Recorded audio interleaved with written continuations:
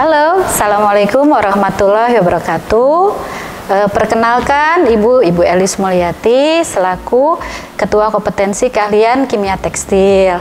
Ya, kali ini pada pertemuan kali ini Ibu akan memperkenalkan tentang tempat belajar produktifnya. Ya, ini adalah ruang laboratorium 1. Laboratorium 2, maaf. Laboratorium 2 ini digunakan untuk lab pengujian tekstil. Ya. Di kelas 10 kamu akan belajar pertama kali mata pelajarannya AKD, TDPLK dan mikrobiologi. Untuk AKD dan TDPLK kamu akan belajar di lab 2 ini, ya. Kemudian EKFT juga di lab 2 ini. Di sini khusus untuk pengujian. Jadi ada mikroskop di sana. Itu nanti akan kamu gunakan untuk mengetahui penampang dari sebuah serat, ya. Jadi nanti dibuat di sini penampangnya. Di mata pelajaran mikrobiologi juga kamu nanti akan belajar membuat preparat dan lain-lain, tapi dengan objek yang berbeda, ya. Kemudian nanti di sini adalah meja kerjanya, ya. Nanti kamu di sini akan belajar bagaimana teknik dasar untuk bekerja di laboratorium kimia. Ya. Kemudian ada juga alat-alat untuk pengujian benang. Jadi banyak sekali, di antaranya ini di sini ada pengujian untuk kekuatan tarik, ya. Ini untuk kekuatan sobek, ya. Ini alat-alat pengujian yang digunakan untuk menguji kualitas dari benang dan kain ya. Ini adalah lab 1, jadi lab 2 yang digunakan untuk belajar selama kelas 10, ya. Kita lanjut ke lab 1.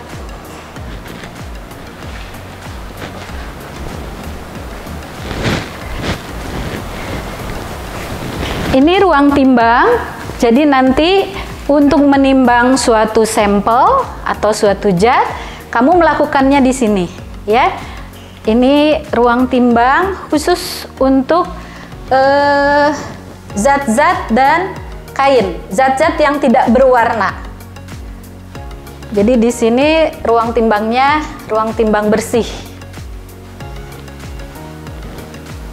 Ada oven di sana, itu nanti untuk menghitung kandungan serat dalam suatu campuran. Ya, ada ovennya. Ya. Oven ini digunakan untuk nanti mengeringkan suatu sampel. Ya. Selanjutnya kita masuk ke lab 1.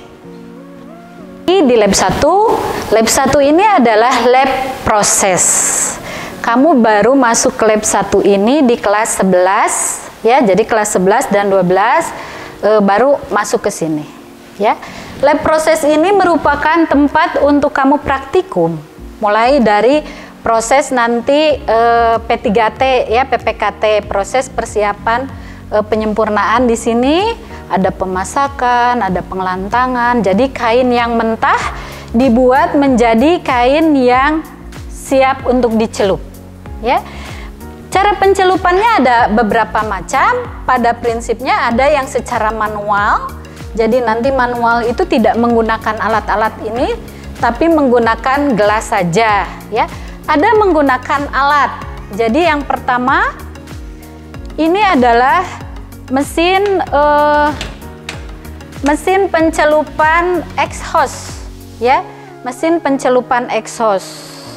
Nah, ini mesinnya untuk pencelupan. Ini juga, kalau ini suhunya tidak bisa tinggi, paling hanya sampai 80 derajat. Jadi nanti tabungnya ada di dalam sini, ya. Yang ini mesin pencelupan HTHP. Nah, kalau ini mesin pencelupan untuk kain sintetik cocok. Karena apa? Karena ini bisa sampai suhu 130 derajat. Ya. Ini mesinnya nanti menggunakan tabung juga pencelupan. Kemudian ini mesin steam atau mesin pengukusan. Ya. Jadi untuk melekatkan zat warna ke kain itu perlu suatu proses namanya fiksasi.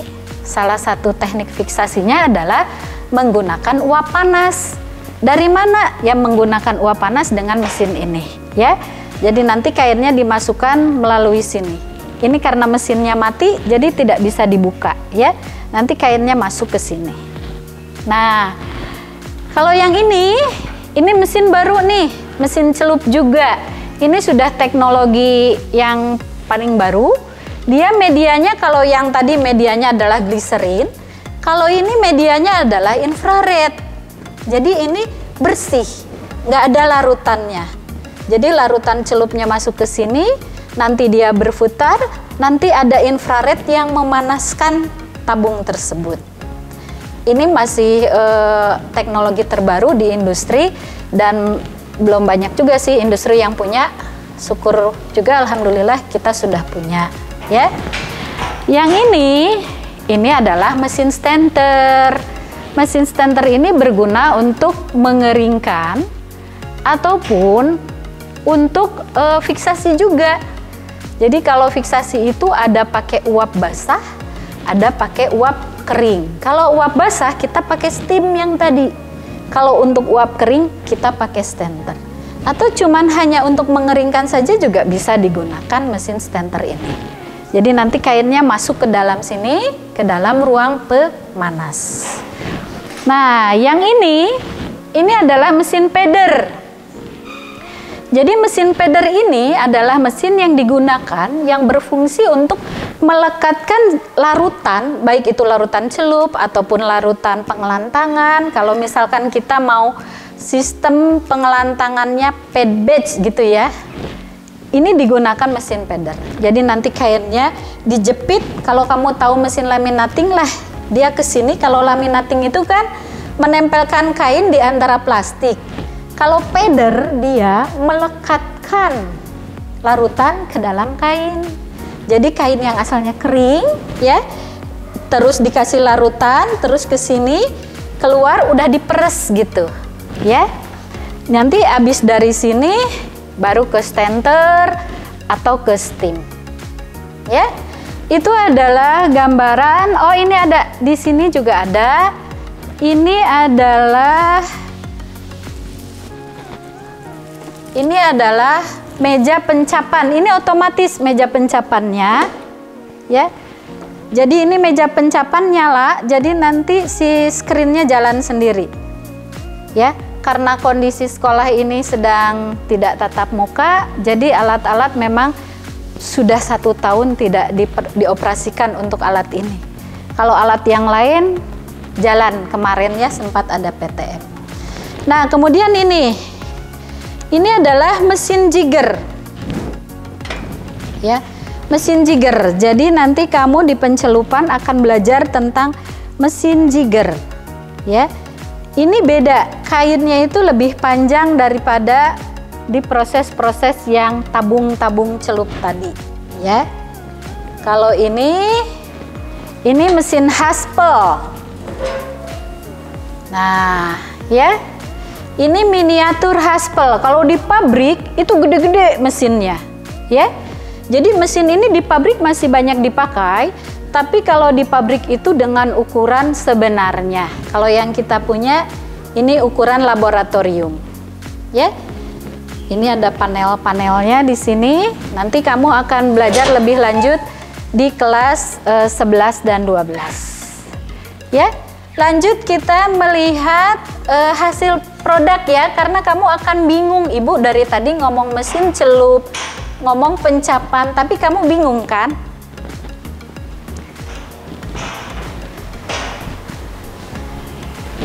Ini adalah hasil ya, hasil praktek kakak-kakak kelas kamu dulu. Ini sebagian saja, sebetulnya masih banyak di dalam.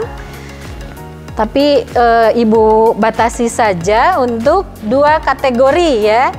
Ada yang proses celup dan ada yang proses cap atau proses sablon. Ya. Contoh nih, ya. Ini nanti kamu yang buat nih, masih ada namanya. Nah, nanti kamu belajar bagaimana teknik pencelupan, melekatkan zat warna pada bahan, ya.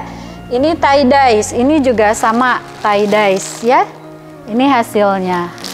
Kemudian ini adalah sablon. Kamu lihat di kaos, ya. Beda kan cara motifnya? Kalau sablon itu bisa bermotif, ya. Kalau yang tadi ibu ngomonginnya celup terus, maka kalau sablon, maka alat yang digunakannya berbeda. Alatnya itu ini. Nah, ya, alatnya namanya ini adalah screen, ini adalah rakel. Yang dilekatkannya adalah pasta pencapan. Bagaimana caranya? Caranya, kamu bekerja di meja ini meja pencapan. Di dalamnya itu ada blanket. Nah, ada blanket. Blanketnya ini harus ada perekatnya. Tapi karena kalau sudah pakai perekat itu mudah kotor, jadi biasanya kita tidak pakai perekat, tapi nanti kita bantu menggunakan selotip. Ya, jadi proses itu kamu akan belajar dari awal, ya. Mulai dari kainnya mentah. Kalau kain mentah tuh nih kayak gini. Ini kain mentah, ya. Kain mentah, tapi ini udah dijadiin produk tas. Sebetulnya ini kain mentah. Kemudian akan kita olah untuk jadi kain putih, tapi bukan kain berwarna putih. Kain yang siap untuk dicelup, ya.